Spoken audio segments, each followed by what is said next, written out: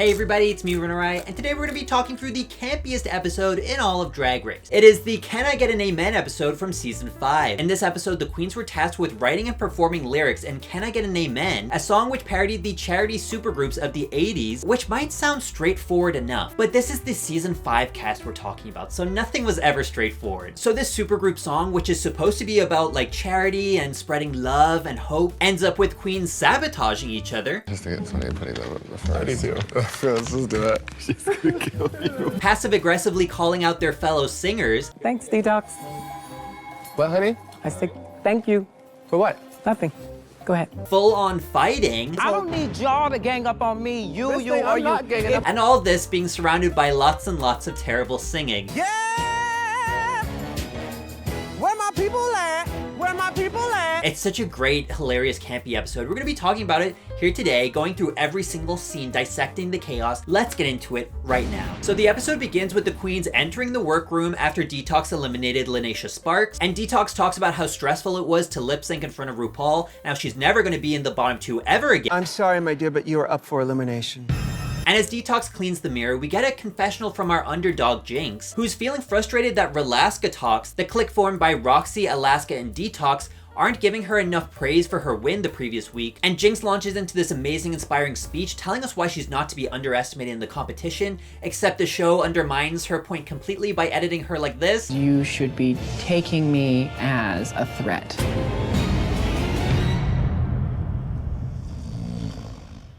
The way that the show edits Jinx Monsoon's narcolepsy is kind of crazy. It's insane. Like the one that they have of her falling asleep like during the confessional is crazy. I wear my narcolepsy as a badge of pride. It's something I've had to...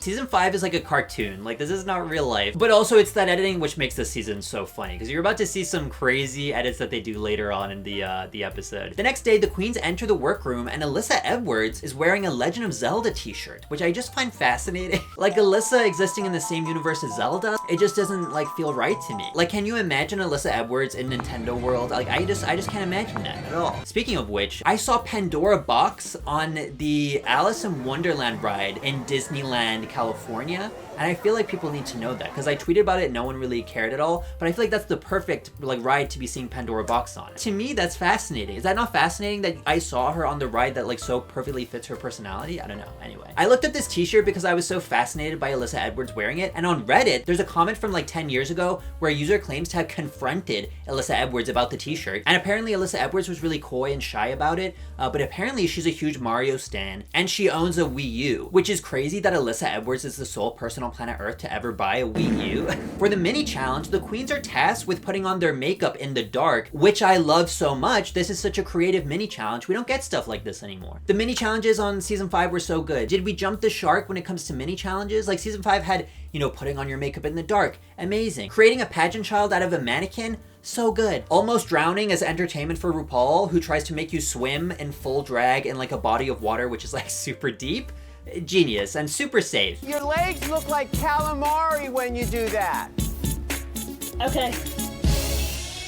They unveil their makeup looks, and Detox is declared the winner of the mini challenge. It's then when RuPaul introduces the main challenge for this week, where the queens must write and perform lyrics in an 80s supergroup, like parody thing, called Can I Get an Amen? Which, if I'm correct, is the first ever challenge on Drag Race where the queens had to write and perform their own lyrics. Because RuPaul's Drag Race loves to do those types of challenges now. They do them like every 2 episodes. Like, we literally had 3 of them in All Stars 10. 3! Could you imagine if they did that with like the Snatch Game? 3 Snatch Games in one season, guys. Because on the internet, people often cite Oh No She Better Don't as the first girl group challenge, and then some people say that it was Reggie Rochu, which was the first one, but I'm, you know, putting forward this new idea that it was this one. Like, Can I Get an Amen is the first one where they had to like write and record lyrics. It's a super group. It's technically a girl group because they're all women, I guess. But Can I Get an Amen is never, you know, said to be the one that started it all. I'm putting forth that idea. I imagine people don't say that it's the one that started it all because I'm probably wrong. But getting facts wrong on the internet is kind of like, you know, second nature to me at this point, so. Because Detox won the mini challenge, she has the illustrious honor of dividing the group up into teams and deciding which order the teams are gonna sing in. And this is where Detox locks the hell in. And she decides to make the best possible television that she could, because she pairs up with her group Relaskatox, then puts Jinx with her crush Ivy Winters, and then puts J. Jolie in as a third, making her the third wheel. And best of all, she teams together Coco Montrese and Alyssa Edwards, who, for those of you who don't know, had the biggest like feud in all of Drag Race. Before the season, Alyssa won the Miss Gay America pageant, and Coco Montrese was a runner-up. Alyssa Edwards got disqualified for something that is not really explained in detail, and then the crown was taken away from Alyssa Edwards and given to Coco Montrese. It's basically the Miss Columbia thing with Steve Harvey. And the two were very close friends, but then when this incident happened, it like shattered their friendship, and they hadn't spoken since the, you know, whole thing went down, until Drag Race decided to cast them both on a season together. And they had gotten into a few fights before this point in the season, but they had reached a point where they were kind of being cordial with one another, until Detox pairs them together, forcing them to work with one another with no other people to mediate the situation. And because pairing them together wasn't enough, Detox decides that it would be extra funny to force them to go first in the song. I just think it's funny putting them in the first. I do too. Let's just do it. She's gonna kill you. Which really rattles Coco. But to be fair, she's probably very overstimulated by having a singing and dancing Alyssa Edwards beside her. So when the groups are coming up with their lyrics, RuPaul decides to pay a visit to give them lyrical advice. And you know, he's the perfect person to be doing this because he's given us such lyrical masterpieces as I am American, American, American. I am American, American, red, white, and blue. Bring back my girls. Where they at? Bring back my girls. Get 'em back. Bring back my girls. Come on. Bring back my ladies. Bring back my girls. And perhaps the most lyrically impressive of the bunch, bust my while I'm your So first RuPaul approaches Alyssa and Coco and asks if he can hear what lyrics they have so far. And so they sing a cappella, which is like really intimidating, but he makes them do it anyway. Can I get an amen? Yeah, you can. Can I get an amen? Amen. Whoa, okay. We got Alrighty auto-tune. then, We got Ru. auto-tune. The way Coco threw Alyssa under the bus here is so sick and twisted. Alyssa and Coco explain that their lyrics are written from the point of view of a straight man who is looking at drag queens, finding them very attractive, and then he realizes that they're actually drag queens and not, you know, women. Which I actually think is pretty funny, but it does lack the hopeful, inspirational quality that the song is supposed to have. So RuPaul sends them back to the drawing board, to which they do not redraw anything because their song is the exact same when we end up hearing it later on. RuPaul then checks in with Relaskatox, and their team sings their lyrics to RuPaul, but one person in the room has some reservations about the accuracy of their storytelling. If you can't get a gig, go ahead and buy a lace front wig. Dears don't make no sense.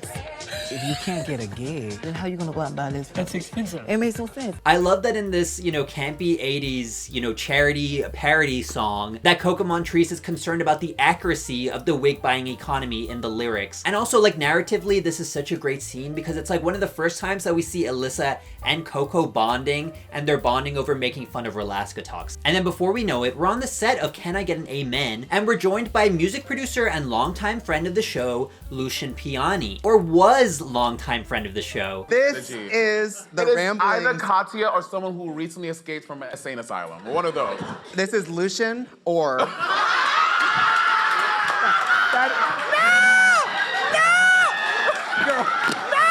The queens are all decked out in their 80s pop girl outfits and they look so good, to the point where I'm kind of theorizing that they told them that this would be a proper runway, because all these outfits are unironically amazing, especially by, you know, season 5 standards where, you know, we weren't seeing the craziest runways. But yeah, these outfits are really great. I just want to acknowledge that because I just love, maybe I like the 80s aesthetic of it all.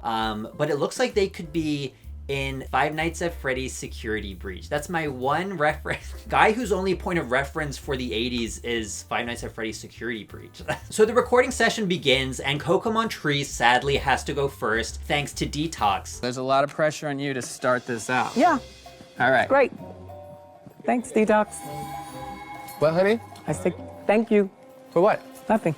Go ahead. Literally from the first block that's placed, the tower is already collapsing. Now, I love this scene so much, specifically because it is so rare to see passive-aggressive behavior on Drag Race, because drag queens are oftentimes larger than life personalities. And so they have, you know, no qualms about getting into shouting matches with whoever is beside them. So the show often has like these big kind of like rivalries where people are screaming at each other and yelling and, you know, almost kind of like, you know, fisticuffing each other, dropping, you know, passive aggressive comments and then denying that they're even passive aggressive, even though that's clearly passive aggressive. It's so good. So Coco Montrese has to sing first and she immediately messes up her first line. I lost all hope today. You lost all hope there, didn't you? You literally did. Okay. And then Lucien makes fun of her, which I don't like. I don't like when people make fun of Coco Montrese. Only I get to make fun of Coco. Like, what if this was her last straw? What if this was, you know, what if this was it for her? Like, you're laughing. Like, Coco Montrese lost all hope today and you're laughing. And then because this experience of recording the song is so uncomfortable, she starts to hide herself from the camera. And it's then when Alyssa Edwards is given her cue to start singing and she immediately misses it. Missed my cue, sorry. Just catch up. When I realized these women were men.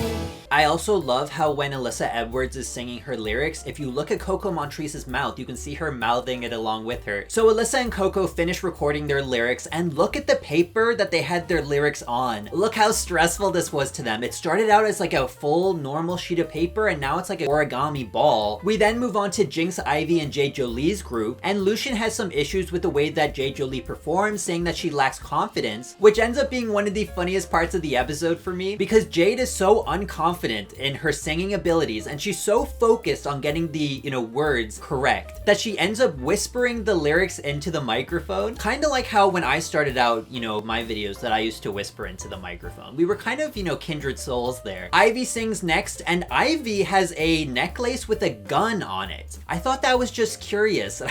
I wanted to talk about that. Anyway, Ivy does really well and Lucien is obsessed with her. And then our second showstopper steps up to the plate. We have Jinx Monsoon, who has the harshest blush humanly imaginable. But the episode has the message that despite the skid marks on Jinx Monsoon's cheeks, she's talented, which is pretty much a summary of Jinx Monsoon's like entire storyline on season 5. Jinx, being the musical theater kid that she is able to belt out the longest, biggest note you've ever heard. And the editor saw this as the perfect time to make fun of her rival Roxy Andrews by making her look as delusional and petty as humanly possible.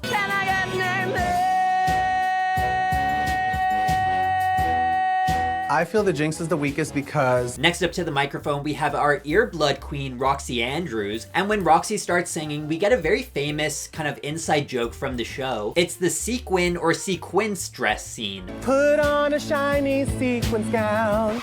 Are you saying sequin or Sequins dress. sequin dress, I think is what you mean. Sequin is one. Sequence is plural. Sequenced. The group is then told that one by one, they're going to be recording ad-libs for the background track and that they would be performing it in like a train where one person would do their ad-libs, would jump out of frame, the next person would jump in, record their ad-libs, jump out, the next person, and we get this amazing compilation where we see what everybody ad-libbed, and there are some iconic clips in here. Probably the most iconic clip from this episode, we have Roxy Andrews birthing the phrase, Where my people at? Where my people at? we have the amazing contrast between Jinx screaming and Jade Jolie whispering like a mouse, And I got a nightmare. Just love yourself. and then we have Coco Montrese's ad-libs, which are by far the best of the night, the most poetic, the most thought-provoking. No words can describe, you know, what she said, so I'll just let the clip play here. Love someone.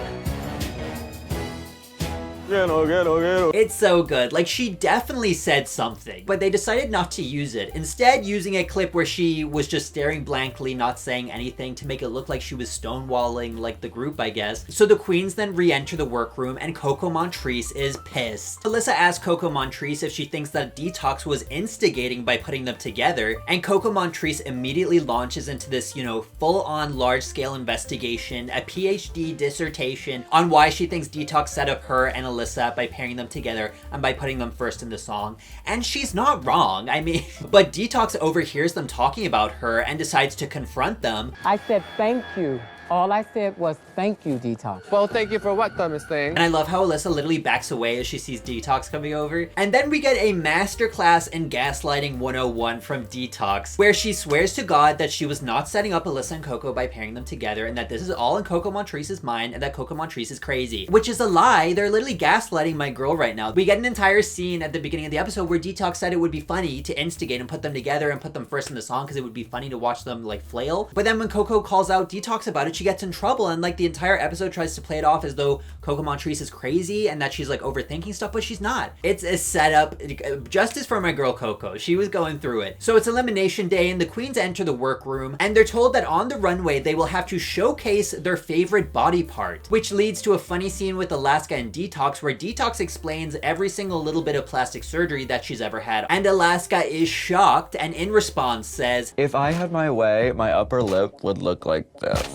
The foreshadowing in this show is just chef kiss. Like, that is impeccable writing. On the runway, the queens present their outfits to the judges, and we're gonna speed run them. First up, we have Coco Montrese, who's showcasing her favorite body part, which is her heart. And am I crazy, or is this outfit kind of like a pre-evolution to the Kennedy Davenport, you know, after a long night of hooking runway? Despite the fact that this runway happened 2 years before the Kennedy Davenport one. It's so like weird that we have two runways which look like this on Drag Race. Next we have Alyssa, who is showcasing her legs, which I can see the legs. So I can see what she's going for. It's a toot. Next up we have one of the best of the night. We have Ivy Winters showcasing her favorite body part, which is her face. And she's wearing a paper-made dress, but all the sheets of paper have her face printed out on them. They're like headshots. And because this outfit is made of paper, I wonder if this inspired the season 8, you know, book ball, where the queens had to make an outfit made of paper. Like that would not surprise me at all. And J. Jolie is when some of the outfits start to kind of go off the deep end, because we have this outfit where J. Jolie says that she is showcasing her favorite body part, which is her arms. This outfit is showcasing her arms. Would you ever have gotten that? I would have assumed like body hair or something along those lines, because they have like the weird like tufts of multicolored hair. I don't know. Jinx Monsoon then comes out, and this is the only outfit on the runway where the person doesn't state what body part they're showcasing, but I'm just gonna take a guess by the fact that the outfit is like cut here, that she's showing off her shoulders. Or maybe she's showing off her cheekbones and that's why she has them highlighted so harshly. Or maybe the black lines under here are actually pointing, they're kind of like arrows pointing towards her mouth, and she's actually showcasing her mouth. It could be any of the three. Next up we have Roxy Andrews, who is showcasing her favorite body part, which is her whole body. Except she's not showcasing her neck. Her neck is covered, so like she kind of lied to us here. And I don't know how I feel about Roxy Andrews lying, so I'm gonna actually disqualify her from the runway. I don't think that... Next up we have Alaska's, which is so unhinged because she is showcasing her favorite part of her body, which is her clavicle. And she's like stroking it on the runway too, so you know what body part she's referring to. I feel like with some of these, you know, ones that were cut at the shoulder, she just had this outfit before and was like, okay, I guess my clavicle is gonna be my favorite body part because it will fit the runway theme. And finally we have Detox, who walks out, and initially it's not clear which body part she's showing off until she turns around, and there it is. And this is where we get to see Can I Get an Amen in its full glory. And obviously I can't show it here just for copyright reasons, but I highly encourage you to look up the full performance. It's so campy and ridiculous. I love it so much. And it stood the test of time. People still really remember this song when you compare it to all the other songs that Drag Race has made. I think it kind of benefits from the fact that it has such a clear, you know, vision and aesthetic, and it's so just ridiculous that it's hard to forget. It's hard to forget. You'll never confuse that with another song that's ever been on the show, ever. It just stands apart as its own thing. So we then have the judges' critiques, and Michelle Visage criticizes Coco for being checked out during the performance. And then RuPaul asks what it was like working with her rival Alyssa, and Coco Montrese immediately launches into her theory on how Detox set them up. And once again, Detox denies everything. You got in your head a little bit too much yesterday. I just think it's funny putting the first. I do too. Let's just do it. It's so unfair. It's so unfair. So the queens all receive their critiques and get sent backstage for the judges' deliberation. And I can't show all of the judges deliberating, but what I will say is that it is so refreshing to see critiques that are very grounded in reality, because I feel like, especially after All Stars 10, where the judging was a little bit, you know, interesting, to see critiques be very grounded in reality and like me being like, oh, I can actually see where you're coming from. It's just such a foreign idea nowadays. So the judges finished deliberating, and instead of just saying bring back my girls like RuPaul normally does, the judges panel decides to sing a version of Can I Get an Amen with the vocal stylings of LaToya Jackson and the Pointer Sisters, because they were guest judges in the episode. So the queens are brought back onto the stage, and the winner of the challenge is revealed to be our gun-loving queen herself. It is Ivy Winters. Jinx and Roxy Andrews were announced to have placed high, but they didn't win the challenge, which is so crazy to me that Roxy Andrews placed high in this episode, because Roxy Andrews is infamous for saying where my people at, as we've, you know, established. So I always thought that she didn't get good critiques this episode, but she actually got amazing critiques. Even with the where my people at thing. Is that like a Mandela effect when most people say that she placed low this episode?